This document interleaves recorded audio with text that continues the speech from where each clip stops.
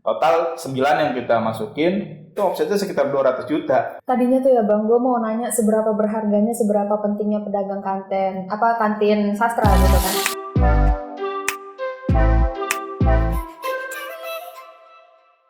Halo penikmat cerita, balik lagi dengan Aul yang saat ini akan nemenin orang-orang Depok bercerita.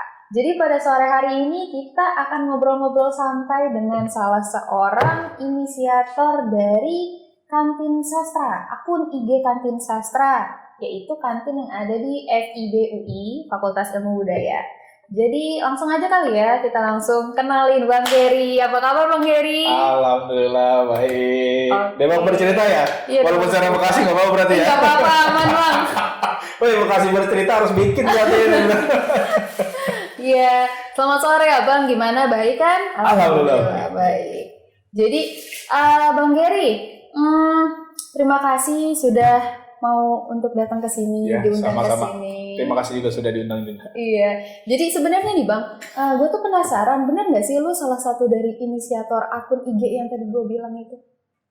Sebenarnya bukan inisiator akun IG. Oke. Jadi kita balik dulu. Heeh. Sebenarnya gerakannya, setelah ada gerakannya baru kita bikin akun IG itu kantin.sastra itu.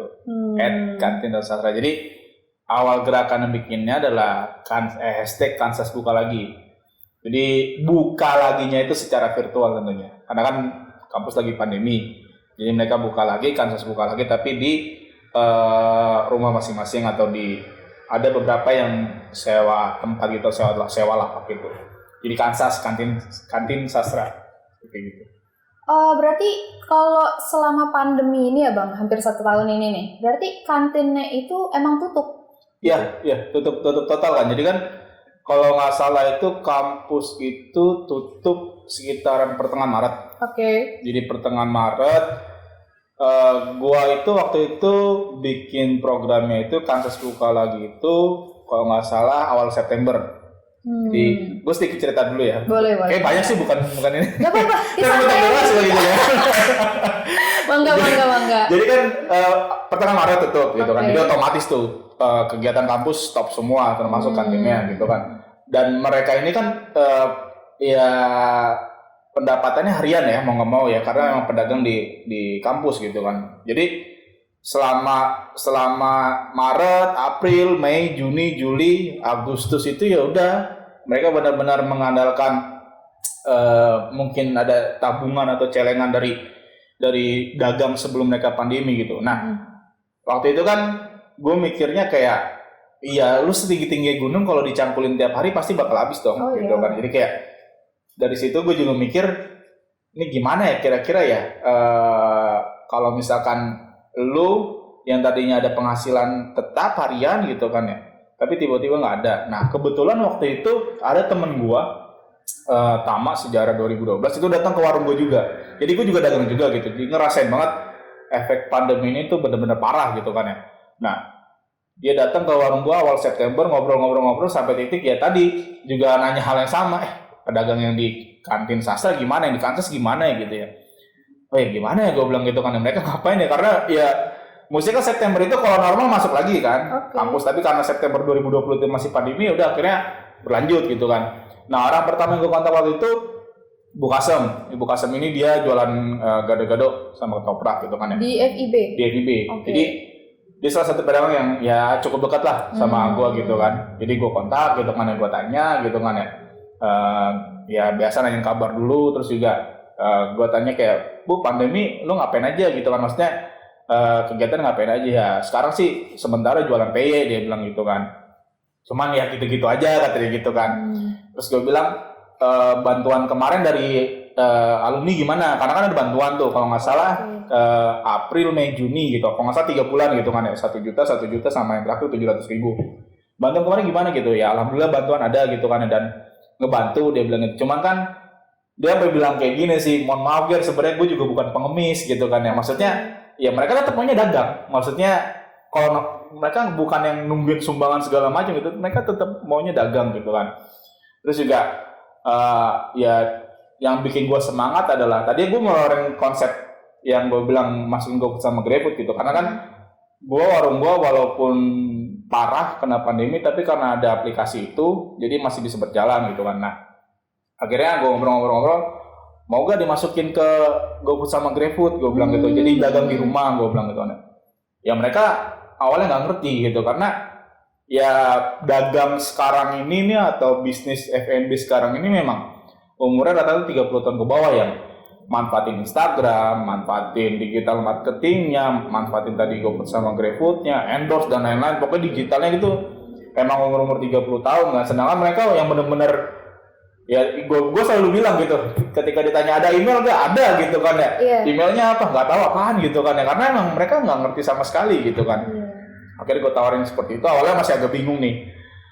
Ya udah deh, kata dia coba dulu aja, dia bilang gitu kan ya.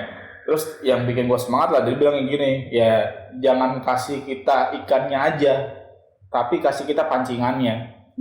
Jadi mereka tuh nggak mau yang dikasih gitu aja gitu, tapi ya ini kita kasih pancingannya biar mereka nyari ikan sendiri gitu, bukan kita kasih ikannya langsung gitu. Nah itu yang akhirnya bikin gue semangat mereka buat bantuin. Jadi dari awalnya sih dari Ibu Kasem dulu ini nih, jadi kata kasarnya proyek percobaan lah. Ketika percobaan pertama gitu kan ya.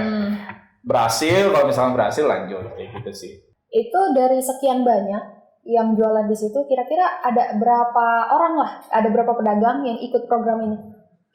Kemarin itu kan total kan ada 25 ya? 25 pedagang.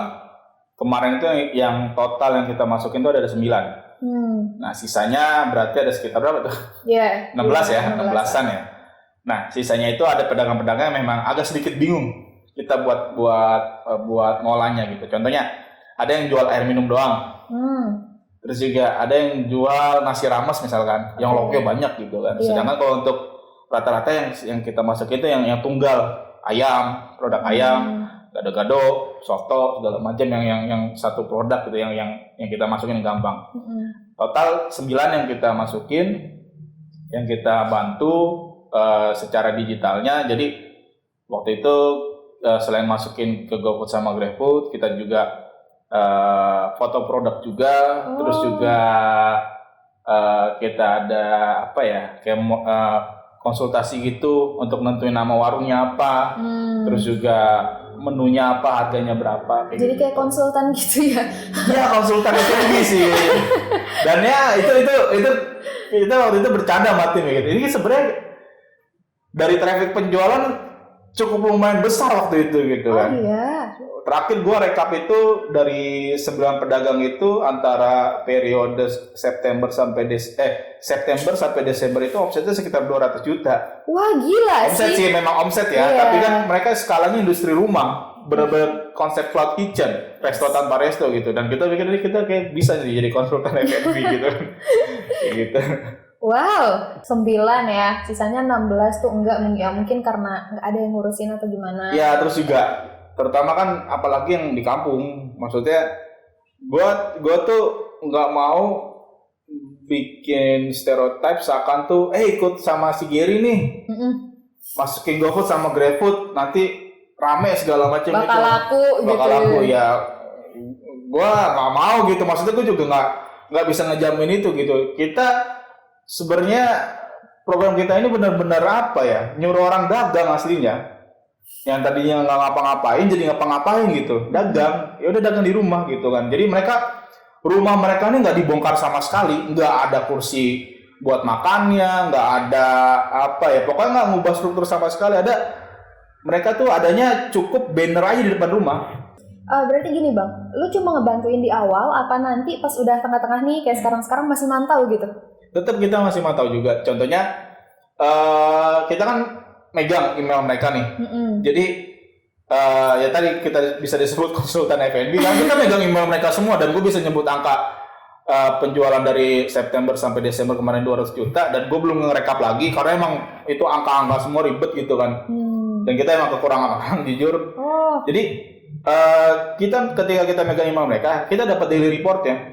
Ini pemasukannya sekian, ini sekian gitu kan ya. Ada rating yang jelek, ada protes apa segala macam. Nanti tetap kita sampein gitu. Terus juga kendala-kendala di misalkan di aplikasi, kayak tadi itu sempet mie ayam Mas Agi tiba-tiba titiknya itu berubah. Jadi tadinya di Tugu, Titik Max-nya. titik restonya di Tugu Kelapa 2, pindah lagi ke Haji Sibi di Jagakarsa sini. Masih deket sih. Maksudnya masih sekitaran sini, masih sekitaran Depok lah hitungannya. Tapi kan itu kan repot banget. Nggak tahu hal kayak gitu yang kita keep sampai sekarang gitu kan. Terus juga biasanya promo. Mas saya mau promo lagi nih gitu. Terus juga biasanya ada pedagang yang, Mas bisa datang ke sini gak? Saya mau diskusi nih, mau ngadain menu baru. Ya itu kita datang gitu kan, buat nyobain menunya segala macamnya, harganya gimana. Terus juga contohnya ada yang mau mulai luncurin frozen foodnya juga. Jadi ya memang modelnya kita mewadahi mereka gitu kan ya, buat dagang. Selebihnya lah atau enggak kita nggak tanggung jawab. Nggak tanggung jawab sih, lebih ke arah kayak ya balik lagi rezeki mereka masing-masing. Tapi kita bantu semaksimal mungkin, kita bikin desainnya, kita bikin logonya, foto produknya, terus juga dari nama restonya gitu kan ya, kita pikirin sebaik mungkin. Soalnya pernah waktu itu ada satu pedagang, Mas Alan. Iya. Jadi ketika kita datang tuh di bulan, kalau nggak salah tuh di akhir Septemberan tuh kita datang. Sebenarnya dia udah ada GoFood sama GrabFoodnya, udah ada GoFoodnya. Oke. Namanya ayam kremes juara gitu kan ya. Kremesan juara apa yang kremes juara atau apa gue lupa gitu kan ya. Ketika gue datang, Mas kita mau nawarin gini. Oh saya udah ada gitu kan, GoFoodnya udah ada, tinggal GrabFoodnya doang, paling ntar tinggal datang GrabFoodnya aja. Oh iya oke nggak apa-apa Mas, berarti kan tugas gue ringan gitu, tinggal GrabFoodnya doang. Setelah gue tanya mana restonya apa gitu kan ya, ayam kremes juara. Terus gue bilang, Mas Alan kan terkenalnya di FIB ayam kremes Mas Alan, gue bilang gitu kan ya, bukan ayam kremes juara gitu kan ya. Mau gak Mas kira-kira diganti namanya gitu kan ya. Karena seenggak-enggaknya untuk ya taruhlah 3 bulan pertama mereka bisa survive itu dari anak-anak FIB yang beli, baik alumninya atau mahasiswa aktifnya gitu yang kan. Yang udah tahu. Iya, yang udah tahu gitu kan. Jadi target kita kan ketika mereka bikin aplikasi, kita up di aplikasinya itu buat naikin rating, yaitu minimal anak-anak FIB dulu yang order. Selebihnya nanti biar pasar umumnya yang bicara gitu, keterima apa enggak nih makanannya gitu kan ya. Nah ketika kita ganti nama itu GoFood sama GrabFoodnya, terus langsung kita launching di sosmed yang di kantin.sastra itu di hari pertama itu omsetnya langsung di angka 1,2. Wow. Dari yang cuma 2 hari. Iya, 2 hari 100, kadang-kadang 2 hari 200 gitu kan, atau sehari sekitar 60. 2 hari berturut-turut itu 1,2 sama 1,1 juta. Itu angka yang cukup besar sih menurut gua kalau buat untuk restoran rumahan ya. Itu kenaikannya tinggi banget sih sebenarnya. Tinggi banget, dan kita pun sebenarnya sudah antisipasi dalam arti Mas ini ibaratnya bukan, gue kalau kata-kata ayam kesel banget ya kayak denger ya, maksudnya ini pasti kenceng di awal nih. Iya. Di 3 bulan pertama. Tapi nanti ada kurva turunnya tuh pasti bakal ada gitu, karena ada nostalgianya lah. Namanya juga lu bayangin aja dari Maret sampai ke Agustus akhir. Iya. Si yang kuliah ini, anak-anak FIB ini atau alumni FIB-nya ini mungkin ada yang kangen dengan pedagang-pedagang makanan, dengan makanan pedagang kantin ini gitu. Dan betul. Ketika kita buka tuh bludak sampai ada just tip pun, kita bikin jasa titip ke Tangsel, ke Bekasi, itu bisa nyentuh 100 porsian. Wah gila sih. Nostalgianya di awal gitu kan. Kira-kira ada nggak sih yang abang dapetin dari ngelola akun IG-nya sama ngebantuin mas-mas atau mbak-mbak atau ibu-ibu yang jualan itu? Iya, pasti kita seneng banget yang kita dapat gitu kan, kesenangan gitu kan. Karena Kansas ini bagi kita tim itu pasti punya kenangan tersendiri dengan kantin ini. Abang alumni tahun berapa sih? 2012. Oh, masih baru. 2012. Sekarang 2021. Kan? 9 tahun ya? Tua juga lu. Ya, kalau misalnya emang lu ngomong kenangan, cocok kan? Kenangan banget. Udah lama ya? Iya, kenangan banget ya. Jadi bagi kita ini ketika ngebantu ini, ya udah kayak lu ngebantu keluarga. Mereka nganggap kita tuh kayak keluarga sendiri juga, ngebantu kita banget gitu kan pas kita lagi kuliah. Kayak jor-joran gitu ya? Iya, karena sama-sama mereka juga senang juga bisa ngebantu kita, ya kita pun juga nggak beli dagang, ya udah saling bantu gitu kan ya. Terus juga nongkrong kadang-kadang main karambol bareng, main kartu bareng segala macam. Gila gitu, main karambol men, dibawa ke kampus men, itu kampus apa pos ronda? Sekarang udah nggak bisa. Oh udah nggak bisa. Main karambol bareng gitu. Tapi dari situ kita ada ikatan dengan pedagang gitu. Kita nggak hanya hubungan hanya sebatas pedagang dan pembeli doang, nggak sekedar hanya ikatan bisnis aja. Memang omsetnya nggak bisa buat nyicil motor atau rumah, gue bilang gitu. Tapi minimal mereka buat hariannya ada dulu untuk bertahan. Iya benar. Sampai pandemi kelar dan mereka pun nanti balik lagi ke kampus. Nah, untuk ke depan yang maksudnya untuk jangka panjang ya, secara nggak langsung mereka nanti punya 2 cabang. Yes, benar. Jadi cabang misalkan, rumah sama satu lagi yang kampus. Iya. Makanya kemarin gue rata-rata gue bilang gini, kalau nanti sudah normal, kampus sudah masuk, yang aplikasi yang di rumah jangan dipindahin ke kampus. Jadi biarin aja yang rumah buka pakai aplikasi, nanti mereka dagang di kampus. Jadi ada 2 cabang gitu, ada yang offline sama online. Ini jatuhnya kayak planning optimasi gitu ya? Iya, iya secara nggak langsung. Secara nggak langsung. Iya, jadi ketika pas ada aplikasi itu kan mereka nggak bakal kenal yang namanya liburan semester. Ah, iya betul. Sedangkan kalau di kampus itu kita liburan semester total bisa 4 bulan dalam setahun. Januari, Juni, Juli, Agustus. Iya betul. Jadi selesai di situ. Tadinya tuh ya Bang, gue mau nanya seberapa berharganya, seberapa pentingnya pedagang kantin sastra gitu kan. Tapi kayaknya gue nggak bisa nanya itu lagi, soalnya dari yang lo jelasin udah menggambarkan semuanya kawan-kawan. Ini tuh kayak ya istilahnya rumah kedua lah ya. Iya, tahu lah yang namanya mahasiswa banyak yang rantauan, ada juga yang kayak ya rumahnya deket tapi emang harus banget stay di kampus gitu kan. Ya kalau misalnya gue lihat-lihat, gue juga pas ngampus ada pengalaman yang kayak gitu juga sih Bang. Tapi gue nggak, maksudnya yang kayak di kampus gue nggak kayak yang nggak ada gerakan yang kayak gini gitu loh, nggak ada yang sampai kayak gini. Bahkan even yang kayak di pandemi sekarang di kampus gue pun nggak ada. Mungkin nah dengan adanya podcast ini juga mungkin bisa menginspirasi kampus-kampus yang lain. Amin, harusnya juga, Bismillah ya, Bismillah. Karena ketika FIB bikin dari FE juga akhirnya ikut juga. Oh gitu. Iya, Fakultas Hukum ikut juga, terus juga Fakultas Ilmu Sosial, Ilmu Politik, FISIP juga akhirnya ikutan juga, dan kita pun juga bantuin mereka juga gitu. Berarti itu beda tim gitu ya, tapi kiblatnya ke kalian. Kiblat. Ada nggak kira-kira saran nih buat pedagang-pedagang yang di Depok, kawan-kawan yang lagi dagang juga di Depok, kira-kira ada nggak saran-saran buat mereka supaya bisa mengoptimasi dagang mereka gitu? Udah sumpek banget nih, kalau gue nyaranin masukin ke GoFood sama GrabFood, mungkin ketika gue ngomong ini 2 tahun yang lalu mungkin efektif. Ya. Efektif. Kalau sekarang itu tuh udah sepaket ketika lu mau buka warung. Iya. Jadi kata kasarnya bukan sesuatu big step gitu, enggak gitu. Paling gue cuma bisa nyaranin terutama yang dagang yang mau dagang lah, yang mau dagang itu yang namanya masukin ke GoFood, GrabFood, apalagi nanti ada Shopee Food. Sekarang udah mulai pendaftaran ya. Itu menurut gua bukan sesuatu yang baru, yang bukan sesuatu yang wow gitu, tapi memang harus wajib ada gitu. Jadi kalau misalkan gue buka aplikasi itu ada aja yang baru tiap hari. Jadi di online tuh saingannya sudah padat banget, sudah banyak banget. Paling yang bisa gue saranin gimana caranya ketika mainin di online itu dari segi pertama masalah penamaan, keywordnya ini berkaitan dengan nama. Jadi misalkan gini, kalau teman-teman yang bikin usaha untuk masukin ke online-nya, sebisa mungkin nama restonya itu ada nama produknya. Oh, biar gampang dicari. Minimal nanti ada orang ketika mau makan ayam bakar ada yang kesangkut. Oh iya. Itu dari segi penamaan.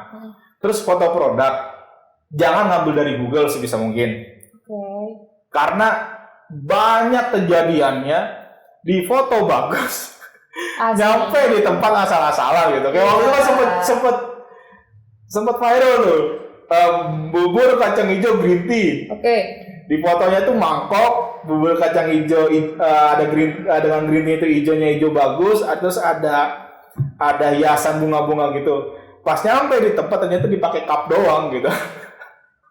Pembodohan publik ya? Iya, makanya itu walaupun kamera handphone nggak apa-apa, tapi lebih real aja, jangan sampai nipu customer.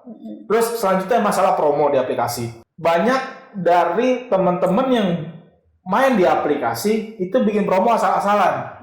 Kata kasar mereka hanya menggugurkan promo. Misalkan nasi ayam bakar 20.000, promo 1.000 jadi 19.000. Itu kan kayak cuma ngakal-ngakalin doang. Tapi kayak cuma sekedar formalitas promo doang. Atau sering kejadian yang nggak masuk akal.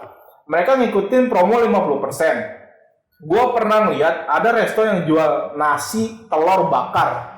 Harganya 36.000. Dicoret promo 50% jadi 18.000. 18.000 bagi 20%, berarti bersihnya sekitar 14.400. Tapi masuk akal gak sih nasi telur bakar itu harga 36.000 dengan lu resto yang nggak tahu sama sekali orang? Maksudnya resto bukan resto terkenal. Iya sih. Jangan sampai promo itu kalian nge-up harganya tapi nggak masuk di akal. Habis itu kan promo gede juga. Boleh lah ya, nanti itu tolong dicatat nih bagi kawan-kawan pedagang, baik yang baru maupun yang udah lama-lama. Jadi kayak kalau lu mau bertahan di pandemi ini ya mau nggak mau lu lakuin apa yang lu bisa. Intinya gitu ya Bang ya. Apalagi momen banget ya pandemi kan untuk makanan online itu emang lagi naik, tapi ya bisnisnya pemainnya juga makin banyak juga gitu kan. Ya itu tinggal saingannya aja nanti gimana gitu kan, bisa sesuai apa enggak. Terus itu. Oke, makasih banyak Bang Gary, gila Ya, sih sama-sama. semuanya ini info banget, gila gitu kan. Sama-sama. Makasih. Nanti kalau misalnya kita panggil lagi kira-kira mau nggak Bang? Wah, dalam rangka apa dulu nih? Asal cocok aja. Asal cocok aja. Ya mudah-mudahan fakultas lain atau universitas lain, apalagi di Depok ada Gundar, ada BSI, itu sebenarnya bisa sih. Asal kalian mau aja, udah itu doang. Yang penting mau, men. Ya. Udah, itu aja. Jangan sampai juga pikiran, udah nggak usah lah, paling pandemi bentar lagi kelar, nggak juga gitu. Jadi tinggal kreativitas lu aja. Lu mau maju ya udah lu gerak, gitu ya Bang ya. Yes. Intinya ke sana. Oke, makasih banget Bang Ya, Gary. sama-sama. Makasih juga pemirsa nih, pemirsa dong ngomongnya gitu kan teman-teman semua orang-orang Depok yang udah dengerin gua sama Bang Gary. Orang Bekasi mau denger gue orang Bekasi.